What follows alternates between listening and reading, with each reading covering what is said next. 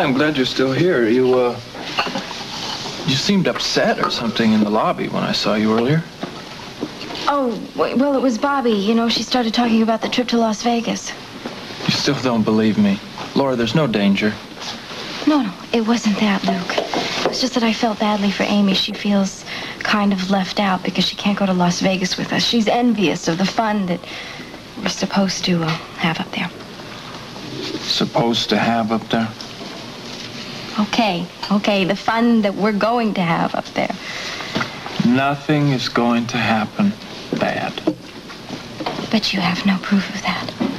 Well, no, I don't have any proof. Luke, I think I know you pretty well. And I think you're trying to cheer me up right now and protect me. No, Laura, no, I'm not doing that. I haven't said anything to you all day to try and cheer you up, except that I was going to stay away from you. Can you? We're going to be working together up there. I'm going to be your hostess, remember? We can handle it. I'll concentrate on Jennifer. You concentrate on Scott. But Scotty is going to be doing legal work for you and Mr. Smith. We can't be together all the time. Mr. Smith has called this a second honeymoon for the two of you. I think that it would be a very good idea if you acted like that's what it was. I wish it were my honeymoon. My first one, I mean, why can't life be the way it was then? Everything was so wonderful. It was so simple. I was married to the man I loved. I was making a home, and I was going to school, and I'm sorry. It's just that in those days, I didn't even think that men like Smith existed. In those days, Laura, you had rose-colored glasses glued firmly on your face. I'm sorry I broke them. I want my old world back, Luke. I want everything to go right for the people I love, because love seems to be very fragile. People lose it so easily.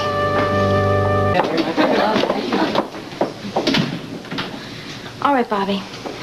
Let's have it. You have obviously got something to say, so why don't you just get it off your chest? Okay. As a matter of fact, I do.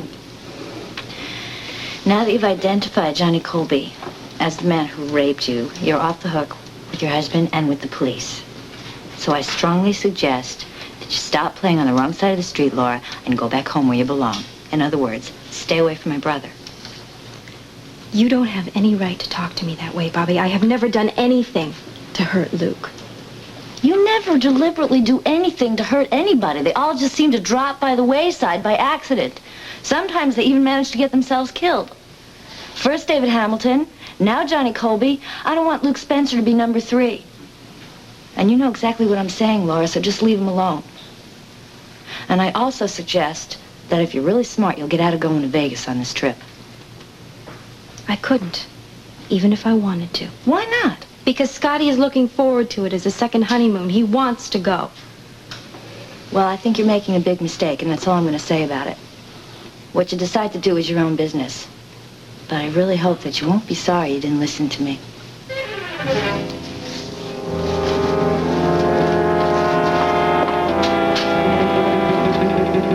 Is there anything we haven't gone over as far as the opening in Vegas goes? We've talked about everything, I think.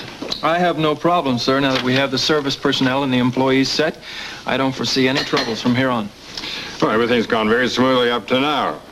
I want to keep it that way. Oh, Luke, have you gone over the contracts for the union employees with Scotty?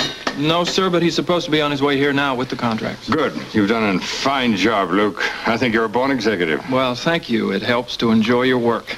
I think it's going to be a very successful operation. Yeah, I'm sure it will be. Excuse me. Yes? Oh, fine. Send him in. Scotty is right here now.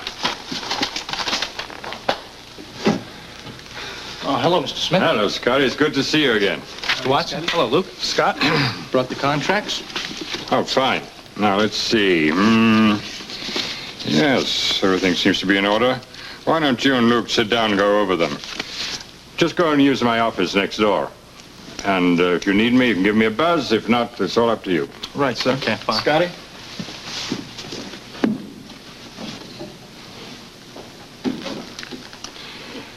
Everything seems to be going according to plan, doesn't it, Bill? Once the Vegas opening is over, so will all our problems be, too. Not quite all, Frank. There's still the question about what are we going to do with the Baldwin girl. I think we can trust her. I'm sure the police won't question her again. Until they do, I think we can forget about her. You want the hit called off? I don't want to harm anyone who's not harming us. Let's say I want to keep our options open. But I want to know about every move she makes, especially where the police is concerned. An interesting girl. She lies very convincingly for an 18-year-old child. Doesn't she? You'll want to give them the new ones that arrived this morning. Well, that's right. Where are they? They're right here. Here you go, Mr. Smith. Everything seems to be in order. Fine. Just need your signature, sir. That's right. If you can sign here. Oops. And right here.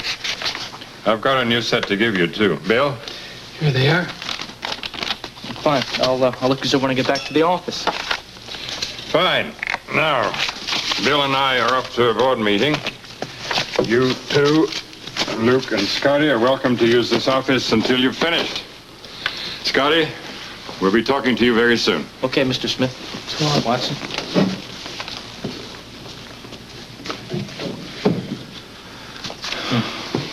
Luke, I need you to initial these last 3 copies. You got it.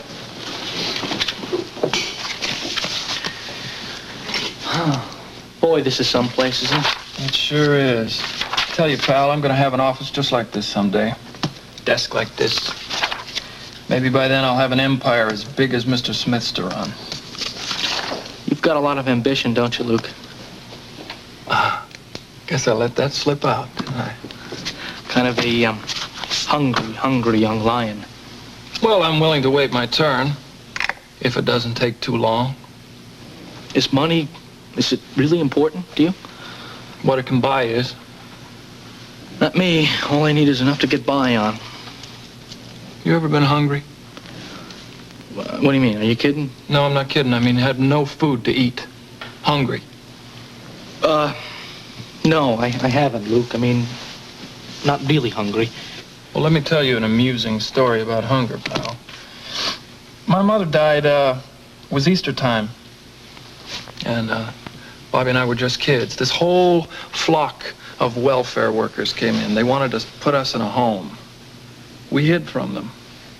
We hid out about 3 weeks. We had nothing to eat, pal, except what I could rip off supermarkets and gumball machines. I'll tell you, we almost OD'd from rotten Easter eggs until Aunt Ruby found us. Where was your father? Who knows, man? Sleeping off a drunk somewhere. We never saw him again. What I'm telling you is money to me means never having to say you're hungry. And it also means power, this kind of power. And I'm gonna have it. You will.